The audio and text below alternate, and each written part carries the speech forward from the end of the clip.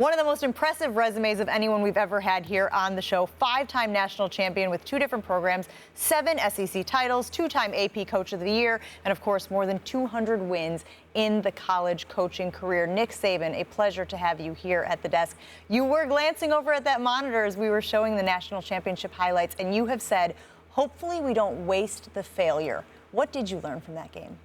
Well, I think it's not just what I learned, it's what everybody in the organization learns. And I think it starts out psychologically with the fact that I don't think that we sort of had the ownership and accountability down the stretch last year in the playoffs that we needed to have, playing the quality of teams that we played, knowing that we'd beaten Clemson the year before. That's always a tough psychological thing for the players. But now to take from that game and from that loss, and everybody self-assess, everybody take a little criticism about what they need to do to get better. And how they respond to that, I think, is the key when I say, you know, what can we learn from this? Let's don't waste the failure. Now, whatever was learned, we're going to find out quick playing against Florida State in the first game of the season. What is it that you like about playing these tougher games to start the year? You normally have a big non-conference game there with a lot of coaches like to kind of warm up and get into the season. So why do you like to have those big games so early? Well, I think, first of all, it helps your team in the offseason really work hard. They're looking forward to something. They know it's going to be a big national game, so everybody sort of puts their best foot forward. I think it helps your team really, really prepare for some of the tough games you have, especially on the road in the future. Even though it's a neutral site game, they're not playing at home. And you find out exactly where you are as a team. I mean, Florida State's going to be one of the best teams in the country. So regardless of what the outcome is, we're going to find out what we need to do to become a better team playing against a very good team early. Well, they're also like in your geographic footprint. A lot of programs don't like to play against schools that are like recruiting rivals because a loss could wind up looking bad. Why is that something that doesn't concern you?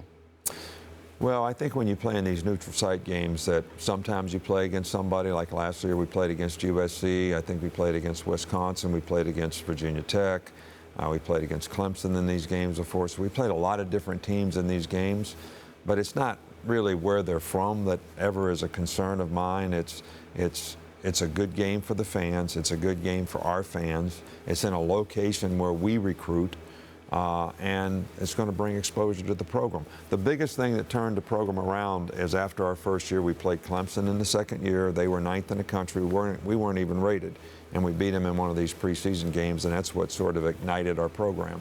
Speaking of regional pride, the ACC's coaches have said a lot about how they believe their conference is the best. I give you the floor to refute those men if you so desire. Well, look, there's a lot of good conferences, there's a lot of good teams. Yes. And I think to make those evaluations, I don't look at every team, I look at the teams that we play. And I'm concerned about a team from the ACC, which is Florida State. The last game we played against a very good team from the ACC in Clemson. We have a lot of good teams in the SEC. I think the SEC's record sort of stands for itself in terms of what they've been able to accomplish, you know, over the last 10 years. But I'm not here to evaluate that. I can't make that judgment. I don't think it's important what I think. My biggest concern is, can we make our team one of the best teams in the country, and what do we have to do that? And that's what I'm trying to stay focused on. Okay, but 17 straight wins over SEC opponents, I think by an average of like 21 points, Coach. Has the parity of the SEC been greatly exaggerated? I didn't know the stat that you just quoted. I'm not defending the SEC. I didn't say it was better than someplace else. So, look, these kind of arguments are creations that you make in the media so you have something to talk about.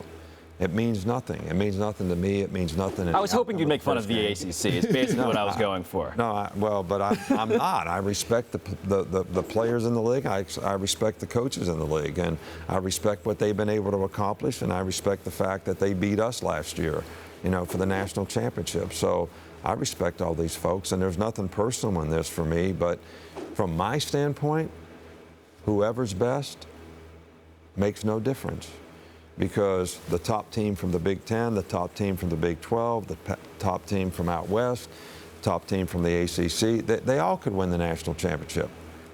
but that just makes them the top team. It doesn't make that the best league. And I think you got to look at it if you're going to evaluate a league from top to bottom. And I'm not saying ours is any better than any others. All right, I love our league. I think it's a great competitive venue. We have great attendance. We have great fan interest. We have lots of players drafted. We have lots of All-Americans. We won a lot of national championships. If somebody else does better than that, so be it. You all judge that. I'm not going to judge it. All right, well, let me ask you this about this year's team, because I think for a lot of fans, it's almost like an Alabama machine, that from year to year, we just think of them as Alabama. We don't think about the component parts of it. So what do you think is the biggest difference between this team you have this year versus last year's?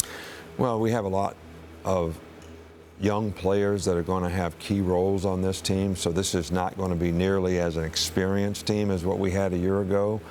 We had some real alpha dog personalities that had experience, that were great leaders, that we're going to have to see how that sort of develops on our team with the young players that we have.